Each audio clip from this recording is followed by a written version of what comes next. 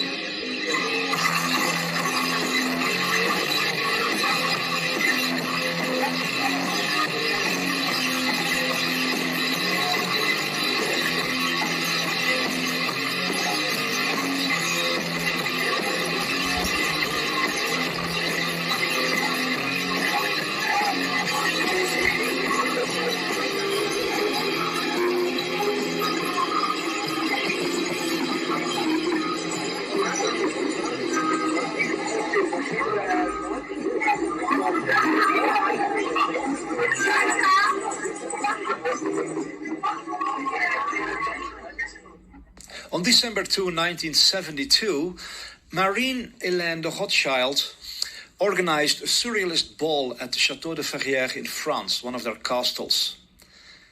These are some images from their party. It again celebrates human sacrifice, which is at the heart of Satanism. Here you can see more art from Abramovich, a good friend of the Rothschilds. She celebrates all the symbolism of Satanism. The snake, the devil's horns, even child abuse. In 2017, the Rothschilds chose an artist from among thousands of artists in our world to decorate their sailing boat during the Lascaux project. From all the existing artists in our world, they handpicked one particular man, Cleo Peterson. Here you can see some of his art. It always shows dark entities that are torturing white figures. Always darkness torturing the light. Evil ruling over good. He shows scenes of violent rape, violent murder, violent enslavement, and violent suppression. It is highly significant that the Rothschilds picked this artist to decorate their sailing boats. Alan Dershowitz is on the Jeffrey Epstein list and accused by Jane Doe number 3 himself of sexual assault when she was a child. But if you watch Dershowitz on TV today, he wants a list of all these so-called radical feminists, as he put it, who pushed for the Epstein list, and he wants to know if they've condemned Hamas.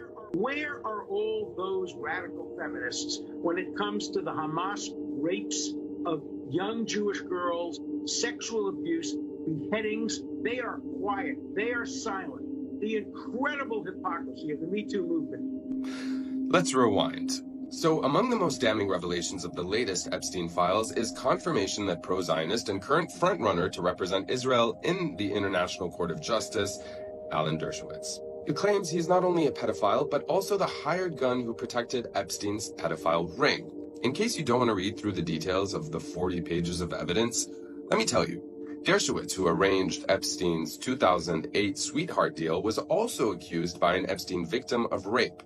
Now, the unsealed documents show testimony from witnesses and Epstein and 3 co-conspirators who are invoking their Fifth Amendment rights to avoid self-incrimination. Now, Dershowitz claimed Epstein's victims were anti-Semitic. Jean-Luc Brunel, a close associate of Epstein, ran a modeling agency, you may remember, where he provided Epstein underage girls. Now, he was suicided in a French jail awaiting trial for raping minors and sex trafficking himself. The settlements, by the way, included public statements clearing Dershowitz of wrongdoing in exchange for, you guessed it, money.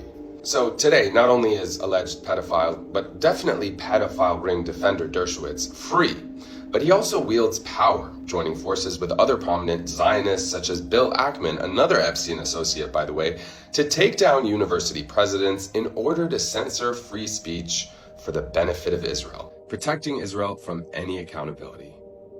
And by the way, I'm not making this up. Alan Dershowitz is currently looking very constipated on television in the US, where he's demanding a list of the feminists who pushed for the Epstein list because he wants to know, and I kid you not, if they've condemned Hamas.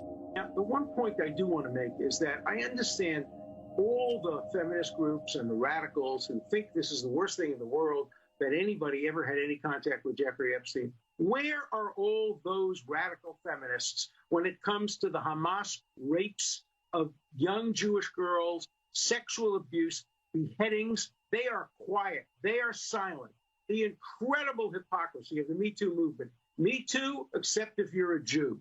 And I want to have a list of all the radical feminists who are pushing hard, and I understand that, to get all these names revealed. And I want to know how many of them have ever actually condemned Hamas for the rapes that we now know occurred and the murders that occurred. How many have been silent, and how many, like the National Lawyers Guild, have actually approved of what Hamas did? So let's put this in context. I'm thrilled that all these papers have come out. I urged them. I went to court. I asked for everything to come out because I knew that I had done nothing wrong and the papers would exculpate me. What I only worry about is that maybe the judges withheld certain documents. I want to make sure every single document comes out, including the documents that cast doubt on the credibility of some of the accusers and some of the accused. The public has the right to see everything and make their own judgment. We do not put the country at guilt by accusation, but guilt by association. Buddy, I'm not sure how you're going to butt Hamas your way out of this, but I'm counting on you to try. وبوصل رسالة لنتنياهو والعدوين كمان.